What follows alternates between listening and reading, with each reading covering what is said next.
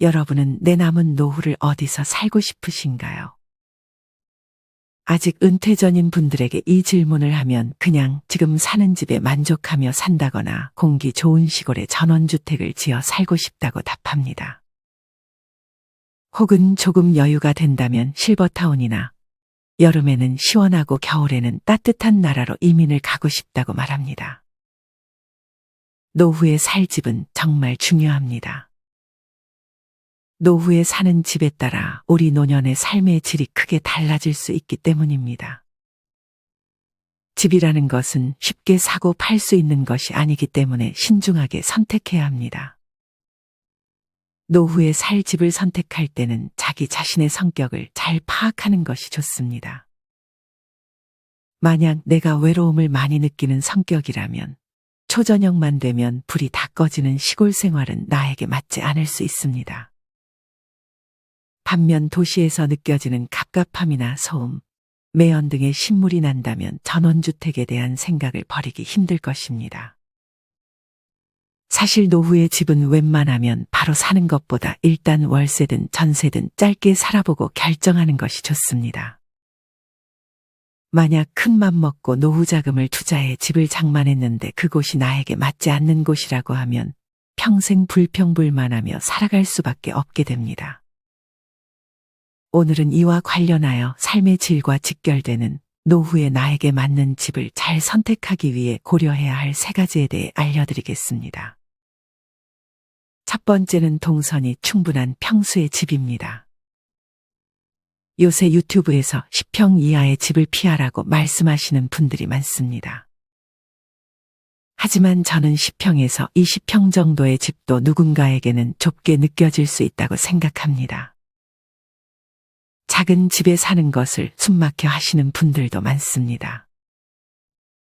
실평수는 또 다를 것이고 집이 너무 좁게 느껴지면 아무래도 답답함이 느껴질 수밖에 없습니다. 또한 날이 좋은 봄이나 가을에는 공원이나 산책로에 가서 운동을 할 수 있지만 무더운 여름이나 너무 추운 겨울에는 밖에 나가는 것이 망설여질 것입니다. 이럴 때는 집에서라도 많이 움직이는 것이 노후의 건강에 긍정적인 영향을 미칠 수 있습니다. 뿐만 아니라 집의 평수가 작으면 청결 관리가 힘들고 주변 음식 냄새들과 심지어 담배 연기나 층간소음 등 나이 들면서 아주 불편하고 비참한 상황들이 생길 수 있습니다. 특히나 물건을 버리지 못하는 분들은 물건을 계속 쌓아두게 되고 그러면 안 그래도 좁은 집이 더 좁게 느껴질 수 있습니다.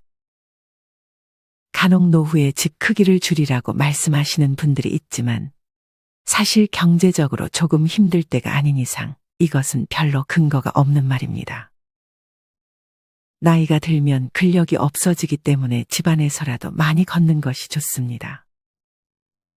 걸을수록 하체 근력이 붙기 때문입니다. 넓으면 청소하기 어렵다 생각하는 분들도 계시지만 모든 곳을 다 청소할 필요도 없습니다.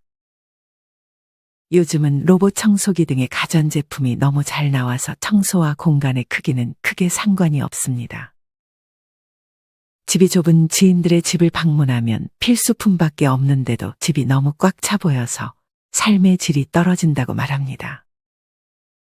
경제적으로 여유만 있다면 자기가 느끼기에 어느 정도 넓은 집에서 사는 것도 고려해보는 것이 좋을 것 같습니다.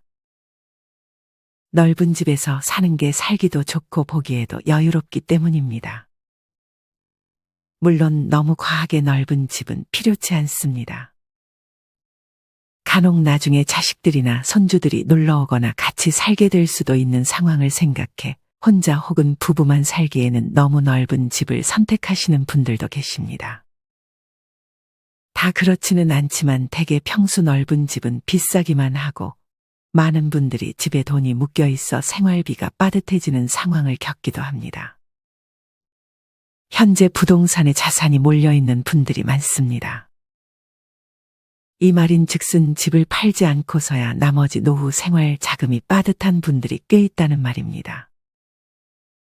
그래서 간혹 어떤 분들은 큰 집을 팔고 작은 집으로 들어가야 하나 고민합니다. 나이 들수록 바로 쓸 수 있는 현찰이 있어야 합니다. 그러니 너무 큰 집에 내 노후 자금을 다 쏟는 것은 좋지 못한 선택이 될 수 있습니다. 내가 생각하기에 숨이 막히지 않을 정도의 적당히 넓은 집을 선택하는 것이 현명할 수 있습니다. 하지만 평수 넓은 집은 어느 정도 경제적인 여유가 있어야 살 수 있는 집입니다. 여유가 없는 상황임에도 빚을 내 넓은 집으로 이사하는 것은 좋지 못한 선택이 될 수 있습니다. 이 경우에는 그냥 자기 상황에 맞춰 사는 것이 좋습니다. 여유가 없으면 20평이 안 되더라도 둘이 살면 되고, 여유가 될 때가 되면 조금 넓은 집으로 가면 되는 것입니다. 무리하게 욕심을 낼 필요는 절대 없습니다. 집이 좁더라도 물건을 잘 정리하고 필요 없는 물건을 버리면 집이 꽤 넓게 느껴질 수 있습니다. 그러면 내가 움직일 수 있는 공간도 많아지고, 제자리 걷기나 요가를 할 정도의 공간만 확보해도 실내에서 운동을 하는데 큰 무리는 없을 것입니다. 중요한 것은 집에 너무 많은 돈을 투자해버린 나머지 노후에 생활비가 부족해지는 상황이 되는 것입니다. 아무리 집이 넓어도 당장 지금 내가 먹고 싶은 건 못 먹고 자식에게 손을 벌리게 될 수도 있는 상황이라면 집이 넓고 집값이 올라가고 하는 것은 의미가 없어질 수 있습니다. 노후에는 특히나 병원비도 나갈 것이고, 시간이 많아지기 때문에 사람들과 어울리며 취미도 즐기려면 더더욱 바로 쓸 수 있는 자금을 확보하는 것이 중요합니다. 이렇게 따로 빼놓은 생활비는 자식에게도 절대 말하면 안 됩니다. 최근 몇 년간 부동산 열풍이 불었습니다. 집값이 말도 안 되게 상승했었습니다. 많은 분들이 영끌을 해가며 빚을 내 집을 샀습니다. 이분들은 월급의 절반 이상, 심하면 70% 이상을 빚을 갚는데 사용하고 있습니다. 사실 아직 젊을 때는 일을 하기 때문에 엄청나게 큰 타격은 없지만, 만약에 노후가 됐을 때 빚을 내 넓은 집을 사게 되면 남은 노후 생활이 힘들어질 수 있습니다. 많은 분들이 최소한 은퇴 전까지는 빚을 갚고자 노력합니다. 그만큼 나이 들어 빚이 생기는 것은 내 노후의 삶에 커다란 스트레스로 다가올 것입니다. 이 점을 명심하여 남들이 다 집을 살 때 따라가는 것보다 만약 내가 집을 사거나 이사를 가게 될 경우 내 노후 자금은 얼만큼 확보가 되는지도 잘 계산해서 선택하는 것이 현명할 것입니다. 정리하면 노후에는 너무 좁은 집보다는 여유가 있다면 적당히 넓은 집이 좋을 수 있습니다. 노후에 내가 남은 여생을 살 집을 선택하는 것은 삶의 만족도를 크게 좌우할 것입니다. 그렇다고 해서 자신의 상황을 생각하지 않고 무리해서 넓은 집으로 이사가는 일은 피해야 합니다. 노후에 나에게 맞는 집을 선택하기 위해 고려해야 할 두 번째는 내가 살 집 주변의 인프라입니다. 인프라가 좋은 집의 집값이 높은 것도 사실이지만 집값이 높은 것은 다 이유가 있습니다. 사실 전원주택에 대한 로망을 꿈꿨던 많은 분들이 오래 살지 못하고 다시 도시로 돌아오는 가장 큰 이유 중 하나는 병원이나 마트가 너무 멀다는 것도 포함됩니다. 특히나 위급 상황에서 병원이 멀다면 병을 치료할 수 있는 골든타임을 놓치게 될 수 있습니다. 또한 나이가 들면 운전을 하는 것에도 지장이 생길 수 있습니다. 그래서 전원주택을 생활하셨던 분들은 도보로 병원 가서 주사 한 대 맞고 집에 올 정도의 집 위치가 최고라고 말합니다. 병원뿐 아니라 노인복지관 등의 문화시설과 지하철역이 5분 이내 거리에 있는 집이 좋습니다. 나이가 들수록 사실 시간은 많아지지만 그만큼 심심해지는 경우가 많습니다. 물론 혼자서도 바쁘게 지내는 분들이 많지만 사람들과 어울리는 걸 좋아하시는 분들에게는 자기와 비슷한 또래와 취미를 즐기며 노후를 보내길 희망하는 분들도 많을 것입니다. 노인복지관은 어느 정도 나이가 차면 누구나 다 갈 수 있고 여기서 하는 활동들이 나의 건강과 뇌에 긍정적인 영향을 많이 줍니다. 저는 아직 나이가 되지 않아서 가보진 못했지만 만약 일상의 지루함을 느끼는 분이라면 한 번쯤은 시간 내서 가보시는 것을 추천드립니다. 노후 생활에 있어 관계는 아주 중요합니다. 일본의 어느 마을에서는 노인들이 한 명도 빠짐없이 서로 취미를 공유하며 즐겁게 노후를 즐긴다고 합니다. 이 마을의 노인 자살률은 0%라고 합니다. 이처럼 노후에 물론 혼자서 시간을 잘 보내는 법도 연습을 해야 하지만 주변 또래들과 관계를 형성하는 것도 매우 중요합니다. 물론 나를 피곤하게 하고 스트레스를 주는 사람들과는 멀리하고 나와 잘 맞는 사람들과 좋은 관계를 맺는 것으로 충분합니다. 모두와 잘 지낼 필요는 없으니 인간관계 맺기를 두려워하시는 분들도 한 번쯤은 마음을 열고 어울려 보는 것도 좋은 방법입니다. 앞서도 얘기했듯 우리가 언제까지 차를 몰 수 있을지 모릅니다. 나이가 들면 차 사고가 날 확률도 높아지고 또 은퇴 후 차량 유지비를 감당하기 힘들기 때문에 노후에 차를 없애라고 조언하는 분들도 많습니다. 차 대신 우리는 지하철이나 버스를 이용하여 이곳저곳 가보고 싶은 곳들을 가보며 사는 것이 좋습니다. 간혹 버스기사는 나이든 노인들을 배려하지 않기 때문에 다칠 위험이 있으니 지하철이 조금은 더 안전할 것입니다. 이처럼 지하철과 가까운 곳에 집을 구하게 된다면 가고 싶은 곳이 있을 때 크게 어렵지 않게 가볼 수 있습니다. 나이가 들수록 새로운 장소에 많이 가보는 것 또한 우리의 뇌를 젊어지게 하는데 많은 도움을 주기 때문에 교통망이 잘 갖춰진 곳에 거주하는 것도 좋은 선택이 될 수 있습니다. 추가로 나이가 들수록 몸은 힘들어지고 병들게 마련입니다. 그래서 종합병원이 최소 20분 내 거리에 있어야 하고 안에도 가사노동에서 벗어날 수 있게 해주면 더욱 좋습니다. 실버타운이 인기가 있는 것도 식사 문제가 해결되기 때문이죠. 주위에 편의시설이나 외식을 쉽게 할 수 있는 곳이 좋습니다. 자식이나 친구, 친지도 가끔이나마 볼 수 있으면 덜 외롭고 문화생활도 누릴 수 있어야 더 행복해집니다. 전원주택에 살던 어떤 분께서는 아파보니 시골에 사는 것이 정말 힘들다는 것을 깨달았다고 합니다. 우리는 건강할 때의 삶만 생각해서는 안 됩니다. 언젠가 부부 중 한 분이 병들어 눕게 되면 요양보호사라도 올 수 있어야 하지 않을까요? 그리고 사별 후에 남은 배우자가 어떻게 살아갈 것인지에 대해서도 우리는 고려해야 합니다. 집 근처에 공원이나 산책로가 있다면 더욱 좋습니다. 아무래도 집에서 운동하는 것보다는 밖에 나가서 바람도 쐬고 좋은 공기도 마시고 새소리, 바람소리, 사람들의 대화 소리를 들으며 운동하는 것이 더 좋을 수 있습니다. 햇볕을 맞는 것은 우리 몸에 좋은 영양소를 공급해 주기 때문에 공원이나 산책로 근처에 집을 구하는 것도 우리 노후의 건강에 큰 도움을 줄 것입니다.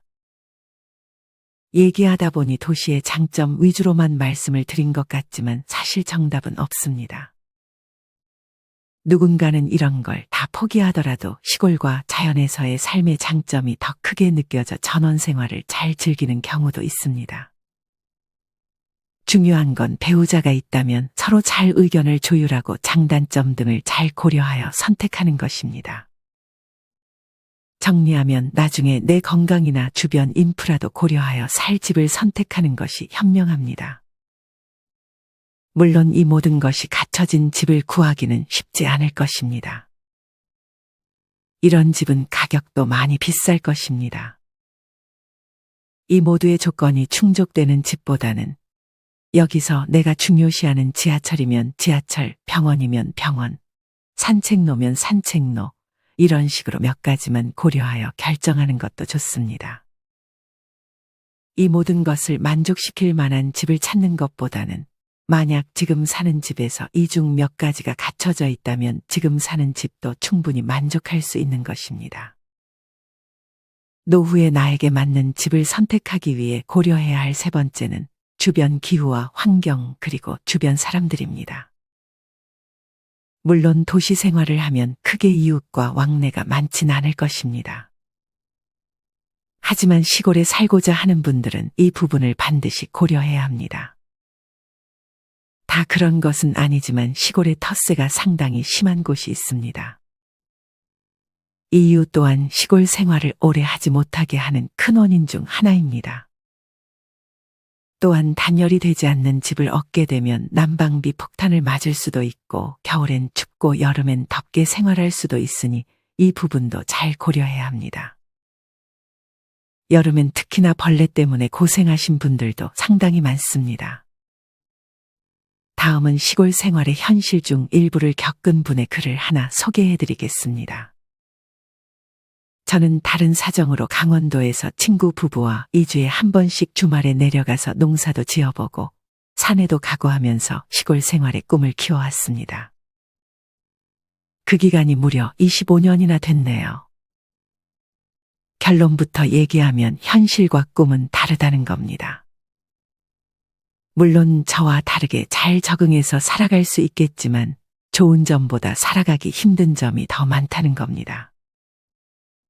거기다가 지방 텃세까지 당하면 정말 억울하고 화까지 납니다. 더군다나 저는 약 15년간 전원주택을 짓는 업을 하고 살아왔는데 지방 사람들과 어울리기 힘들고 텃세를 당하는 것을 많이 봐왔습니다.